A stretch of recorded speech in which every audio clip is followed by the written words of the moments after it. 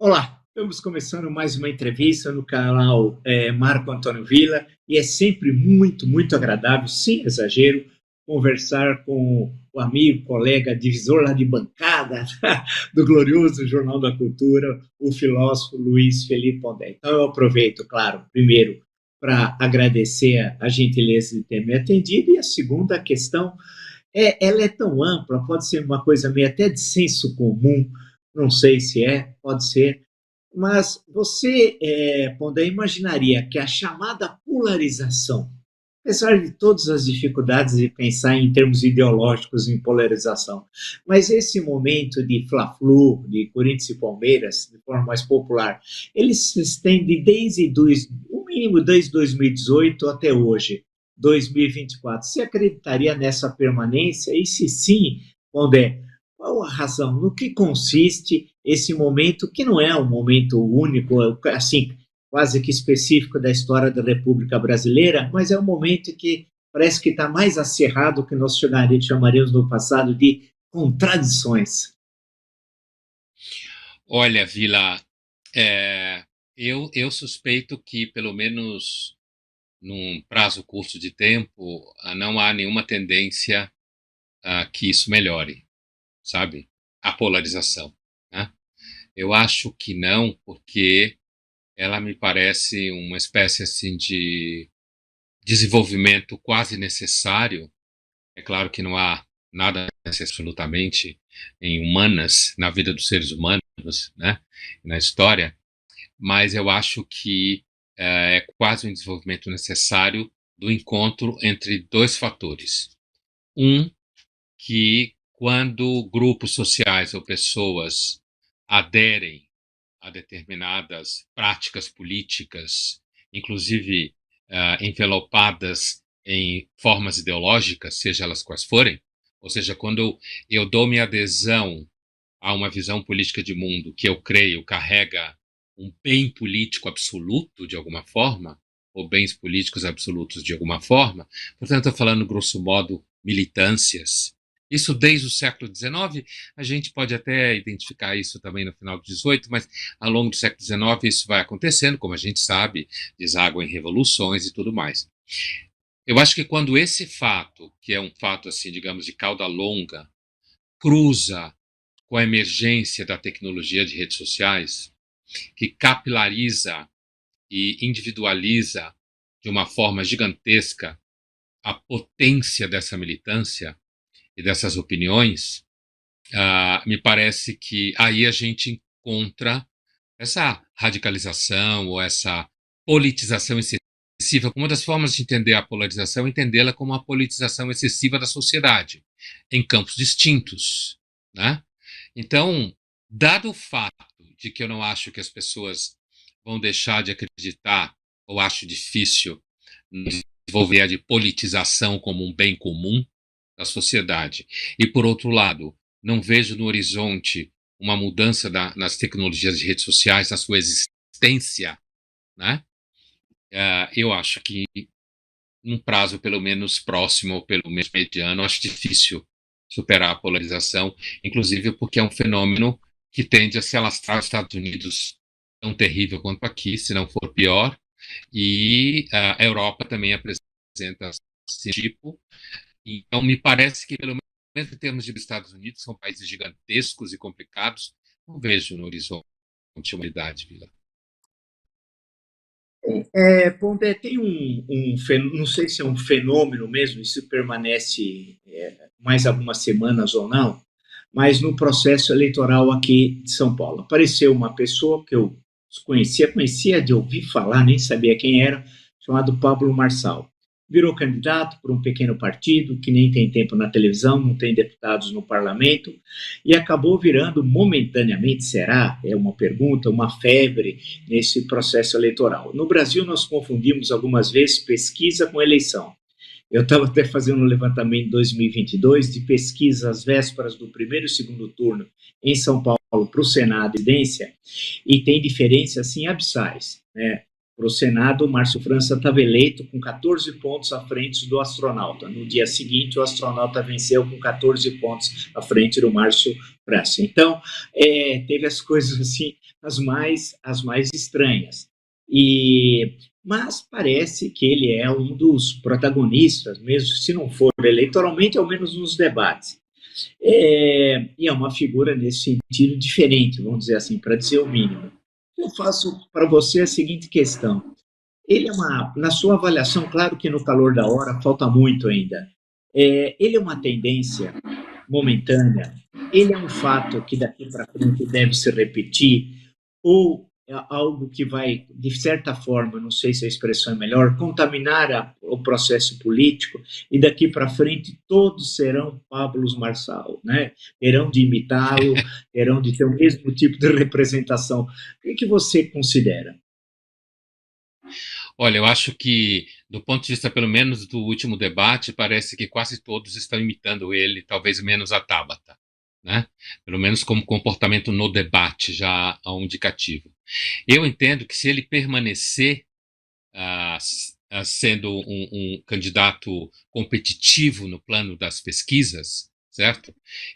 Eu entendo que ele é uma espécie assim de um balão de ensaio que ele mesmo criou à direita das redes sociais, regada bastante dentro do universo pentecostal, né? Quase mágico, né? E a gente sabe que eu tenho um entendimento, talvez um macro entendimento, Vila, de que a política ela opera muito mais no registro religioso do que no racional. Quando eu digo religioso, eu quero dizer mitos, né? Processos irracionais de adesão, processos emocionais de resposta, é isso que eu quero dizer com religioso, né? É essa a questão. Então, nesse sentido, eu acho que ele representa, sim, uma espécie assim de um ensaio de um novo Bolsonaro, de certa forma, ainda mais claramente ligado ao movimento pentecostal mágico, de vocação mágica, né? E, ao mesmo tempo, ele representa uma figura que é um self-made man, de alguma forma, segundo o que dizem, segundo o que ele fala, que representa uma espécie de sucesso do liberalismo popular, que é, sem dúvida nenhuma, uma característica do pentecostalismo popular brasileiro, né? O Gessé de Souza já tinha falado desse liberalismo popular em relação ao pentecostalismo, né? E me parece que ele tem um discurso que se oferece como representativo disso. Ao mesmo tempo, ele é uma espécie de outra opção dentro da esquerda, da direita, não da esquerda. Uma outra opção que significa, ele força a barra, chamando Nunes de esquerda, né, como a gente sabe, mas assim, entre uma direita que tenta se aproximar, digamos assim, de um funcionamento clássico à direita, sem grandes arroubos, ou seja, um personagem como o prefeito é alguém que podia ser candidato a ser candidato de centro, né? Centro-direita. Então, uma figura que não tem arroubos, uma figura que é mais ou menos discreta para um político. Muita gente não gosta dele por causa disso, né? Mas, ao mesmo tempo, isso pode ser positivo num segundo turno em que ele vá contra o Boulos, pode ser que o Nunes, se ele passar isso, esse fator dele de ser um pouco mais discreto, né, o ajude num segundo turno com o Boulos. Mas o Pablo Marçal, você me pergunta se ele é uma tendência, eu acho que ele pode ser uma tendência, sim, no Brasil. Ele pode ser uma tendência no estilo farsesco das redes sociais, né, que as redes sociais têm essa característica farsesca, essa coisa absolutamente dele falar, não, isso aqui é um circo mesmo, um teatro, sei lá, todo mundo mente, né? Então, investir na ideia de que as pessoas de fato não checam informação, o que já é uma suspeita da ciência política, né? Que ninguém pesquisa nada. Na verdade, muitas vezes, se alguém pesquisa alguma coisa é para reforçar o viés anterior. Então, eu acho um fenômeno importante, principalmente porque, ele está vinculado a grupos evangélicos significativos, e aí ele disputa o poder com o Bolsonaro, né?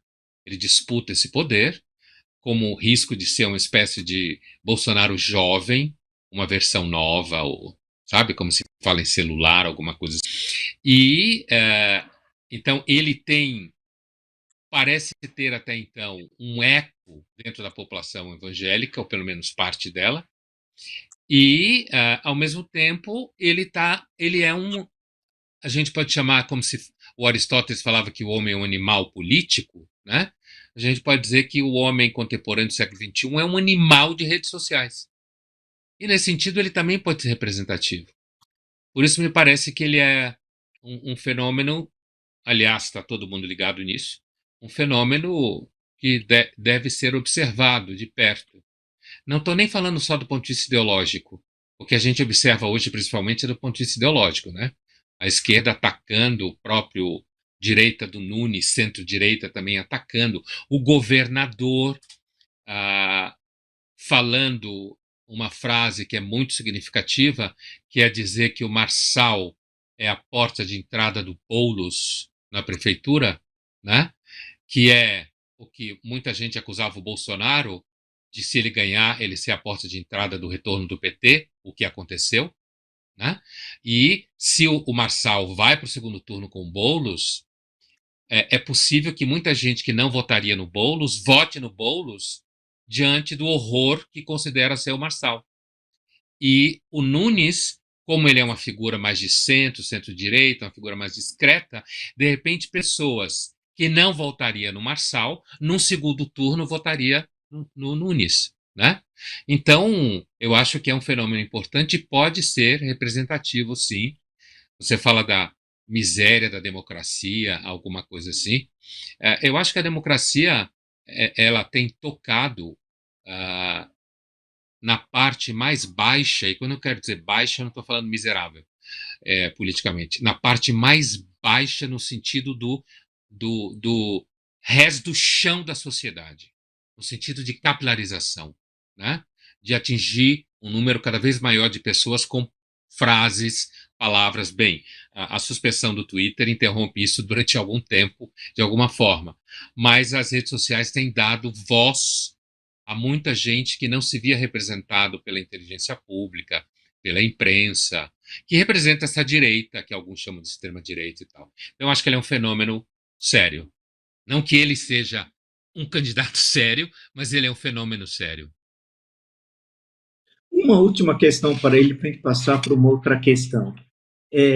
Hoje até teremos pesquisas, amanhã também pesquisas eleitorais aqui sobre São Paulo, e vamos ver se a televisão e a rádio, a partir do dia 30, teve algum tipo de interferência nos potenciais votos que ele possam ter. E se esses votos vão se manter ou não, se será uma passagem meia meteórica. Parece aquele jogador de futebol que no clássico foi muito bem no domingo, na quarta-feira foi mais ou menos, e no domingo não senta nem no banco de reservas, né?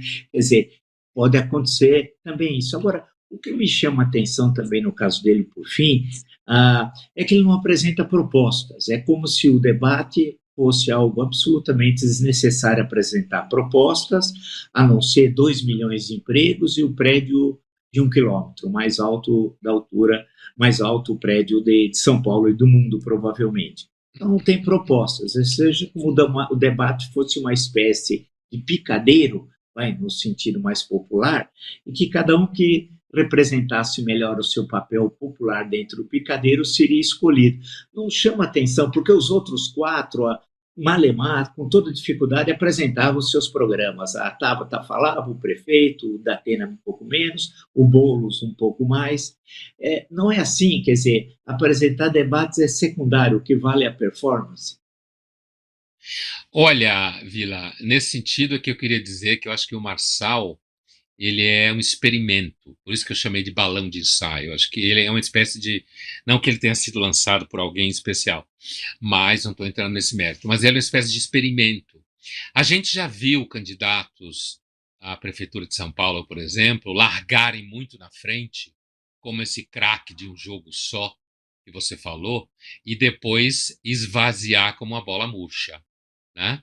E, portanto, se revelar aquele sujeito que só jogou bem numa partida, ou uma banda que só conseguiu gravar uma música de sucesso, né? Ele é um experimento porque a diferença de figuras que em eleições passadas tiveram esse efeito e depois desapareceram, né? Ele é um animal de redes sociais. Ele está profundamente vinculado à estética e à ética das redes sociais. Então, é um experimento, inclusive quando você começa a perguntar se a televisão terá algum tipo de impacto, né? Porque a televisão, uma espécie de disputa entre televisão e rádio, ou seja, os dois agentes da mídia clássica, né? Mais o jornal, mas aqui no caso é a propaganda no rádio e na televisão, versus redes sociais, que são, digamos assim, mídias extremamente controversas, né? Em todos os sentidos, inclusive jurídico. Então, a gente vai assistir, então, se de alguma forma tiver uma diferença no cenário das pesquisas, a gente vai assistir. Então, se ele cair, provavelmente ele vai começar dizendo que é mentira, que é manipulação, a gente já sabe disso, né? Que isso não é verdade, que pesquisa é falsa, tudo mais. Mas a gente vai ver se realmente a televisão e o rádio tem uma presença importante. Eu acho que na cidade de São Paulo, eu não sei se a gente tem grandes contingentes de pessoas que não têm acesso nenhum à internet e redes sociais.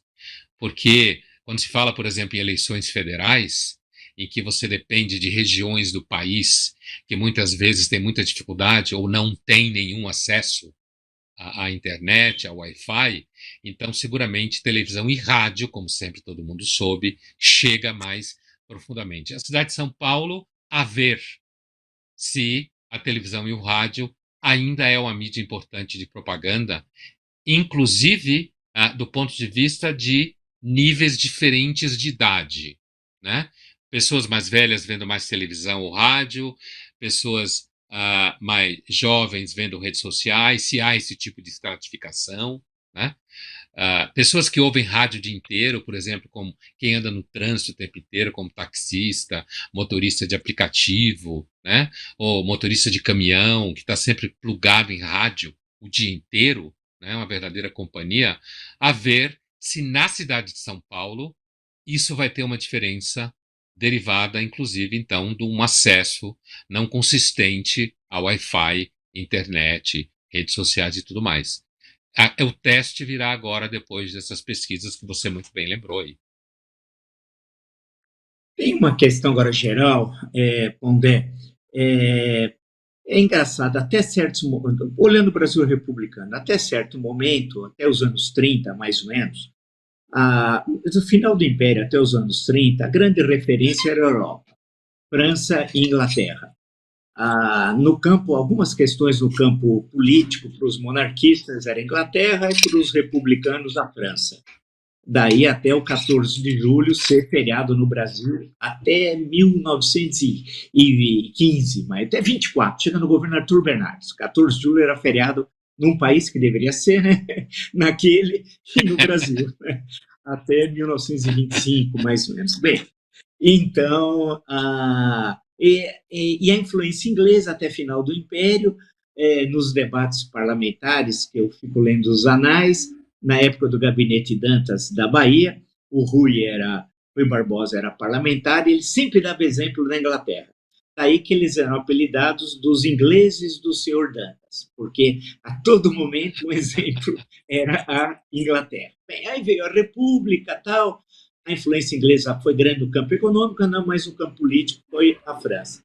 A Revolução de 30, de certa forma, buscou uma espécie de aquarela do Brasil, o Brasil brasileiro, meu mulato isoneiro. Então, aí veio a ideia de um nacionalismo em que a gente ficou um pouco afastado de cópias de modelos que vinham da Europa. Mas a partir de tempos mais recentes, das últimas décadas, o curioso é que, ao mesmo tempo que houve uma estagnação econômica, ou voos de galinha, a influência norte-americana acho que nunca foi tão longa, tão presente como agora. Não sei. Aquele imperialismo cordial que um historiador escreveu um belo trabalho sobre a política de boa vizinhança do Roosevelt, chamou de imperialismo cordial, um trabalho simpático. Mas a partir de tempos recentes, últimas décadas, entrou a questão religiosa dos Estados Unidos muito forte, aquele modelo norte-americano dos evangélicos, da extrema-direita norte-americana também, da própria presença de como trabalhar com redes sociais e etc, etc. Então, nós tivemos, grosso modo, um período europeu, um período de Brasil brasileiro, vamos chamar assim, e esse período mais recente de forte influência norte-americana.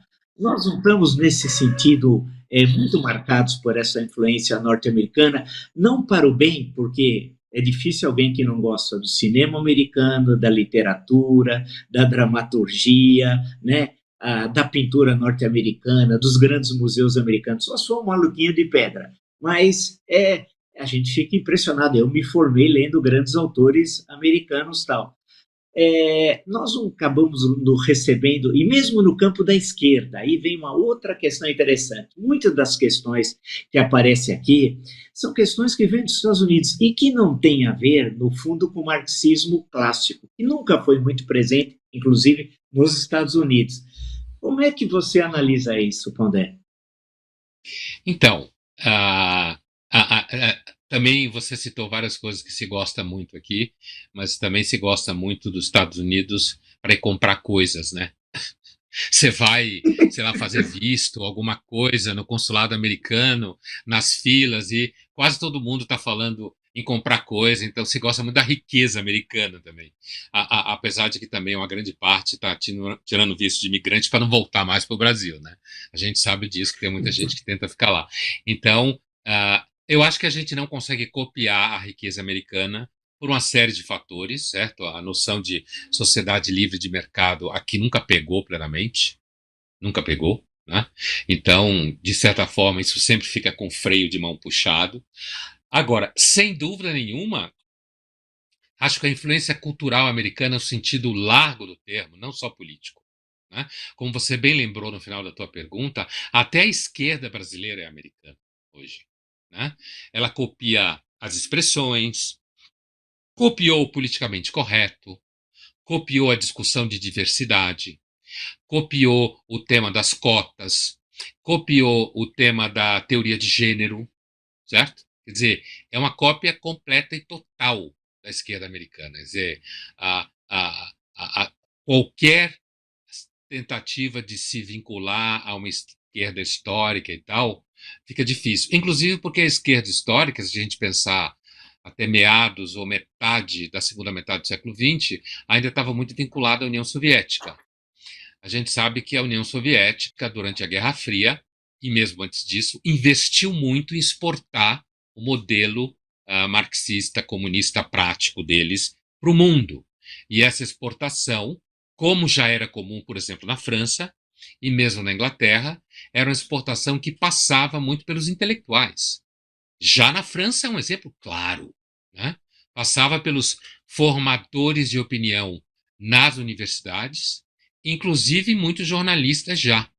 Isso por uma influência direta da exportação cultural planejada de fato, no mínimo, desde o Lenin, desde o Trotsky, do Stalin e tudo mais. Então, mas hoje nós somos uma cópia plena, tanto à direita, como você bem descreveu, né? Essa direita, inclusive com tons protestantes pentecostais, né? O Brasil era um país católico, hoje cada vez é menos, né? E logo, logo deixará de sê-lo em termos de maioria, né?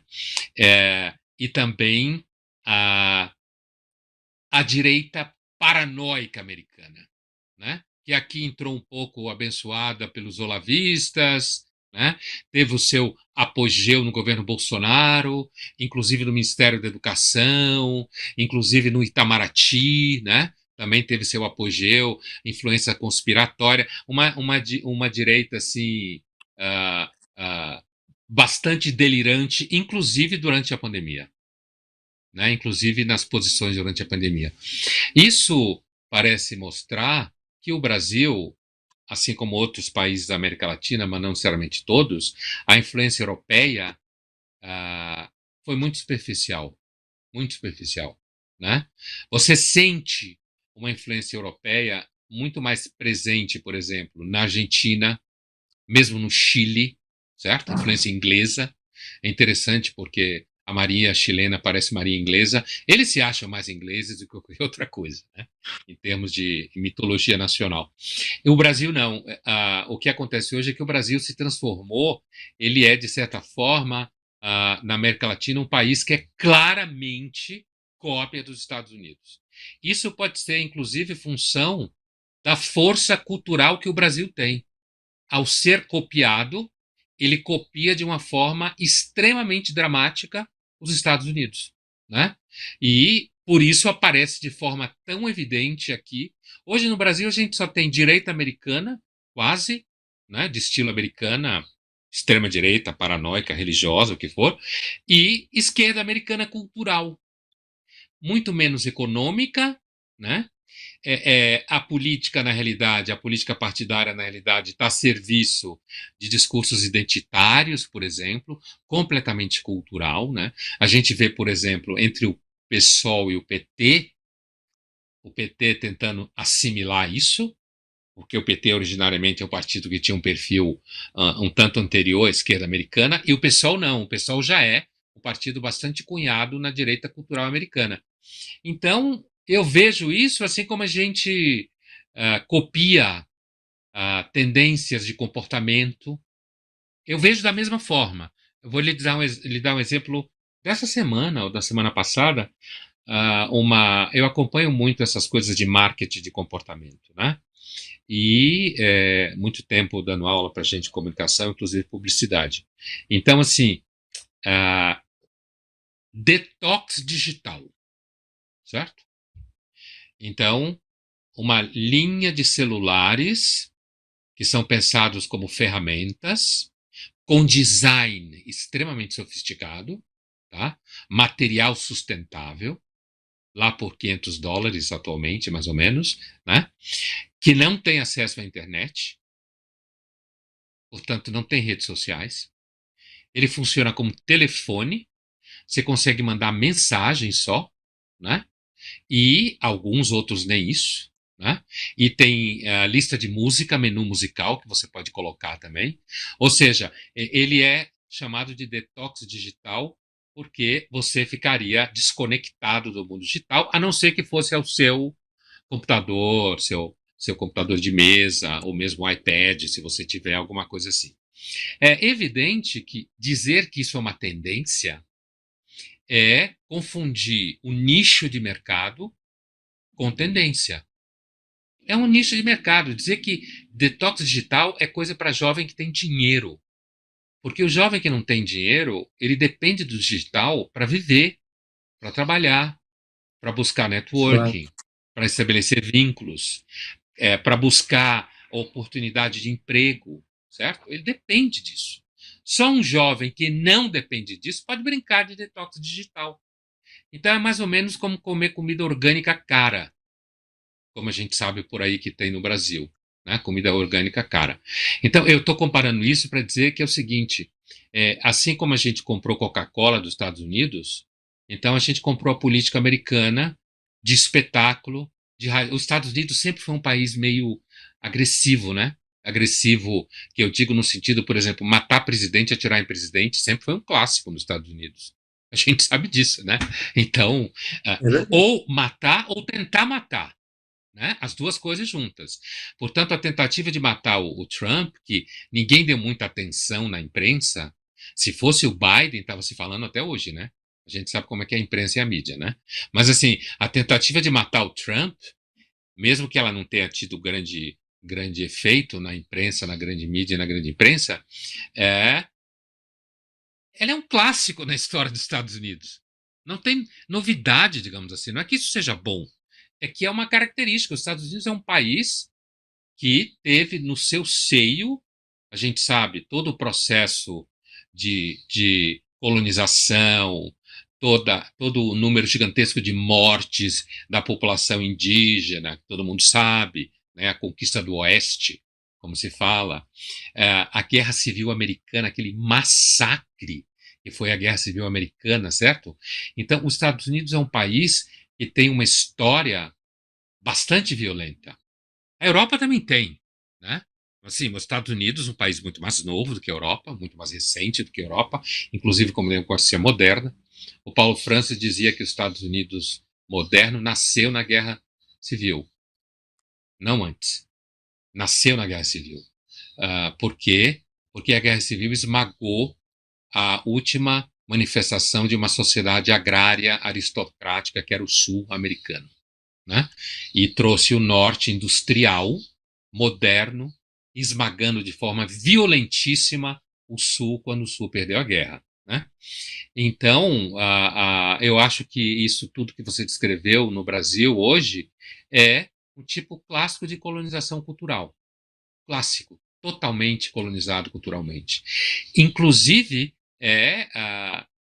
toda essa discussão ao redor do Supremo não deixa de ser parecida com os Estados Unidos também, porque a gente sabe que o Supremo americano ele tem uma marca claramente ideológica, né, dentro do seu perfil de indicações. Atualmente a gente tem um Supremo americano que tem um perfil mais conservador, tomando decisões que, de alguma forma, favorecem posições mais conservadoras em termos de costumes, principalmente nos Estados Unidos, né?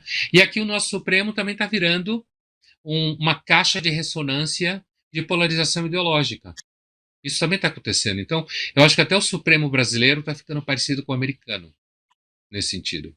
Eu não sei se, não acredito que os americanos de lá, do Supremo, quero dizer, gozem tanto de exposição na internet como os nossos têm feito, né? Virado estrela, eu quero dizer. O que me parece muito ruim para o Supremo virar estrela de tela. Muito ruim. Acho que superministros, superjuízes deviam ser, não exatamente, vou fazer aquilo que em filosofia a gente chama de redução ao absurdo, fazer um argumento absurdamente radical para falar a metade dele, né? Eu acho que ministros do Supremo deviam ter uma vida parecida com monges. Não no sentido de viver o celibato, mas no sentido de viver afastado da exposição pública. Sem dar manifestação, sem ir à festa, sem ir a evento, nada. Devia ser perfil baixo no sentido de exposição pública. Para que a gente não soubesse o que eles pensam mesmo. Eu me lembro que o ministro Celso de Mello, ele tinha um caminho em Brasília, que era ao Supremo, de Supremo para a casa dele. E tinha um hábito pavoroso, vício, de comer no McDonald's. Então era pedir um McDonald's para a casa dele e comia, e evitava qualquer tipo de contato. Porque, como diz o Fernando Gabeira certa vez, em Brasília você não pode ir num restaurante. Você senta no restaurante, vem um lobista e uma garota de programa. Né? Então, é terrível, né? Você nem sabe quem é a garota de programa e quem é o lobista. E eles se sentam no direito de vir à sua mesa. Então, é complicado, complicado. Corte, né? Uma última questão. É terrível. Uma última questão bem simples. É uma pergunta meia idiota, pode ser meio de bom senso, ou de senso comum, melhor dizendo. Nesse sentido, uma pergunta fácil, me perguntam na rua, as pessoas batem assim quando me encontram e falam, Vila, para onde vamos? Como se eu soubesse. Aí eu falo, não tenho a mínima ideia para onde vamos. Eu nem sei o que eu vou fazer amanhã, né?